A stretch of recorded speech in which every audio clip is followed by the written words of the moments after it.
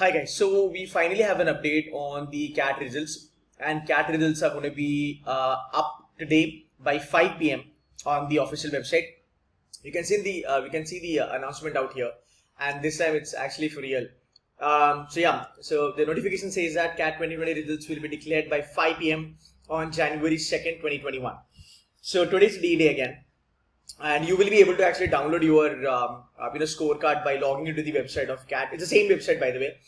So let's wait for 5 p.m. and once the result is out, we'll be making a couple of more videos to help you guys.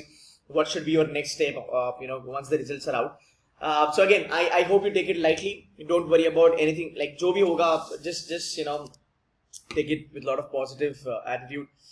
That's it from my side, guys. I'll keep you updated on the CAT happenings, and again, we'll talk about the colleges and what to do, what not to do, all that stuff. Stay tuned to Studies Mentis, guys. Thank you so much, guys. Bye-bye.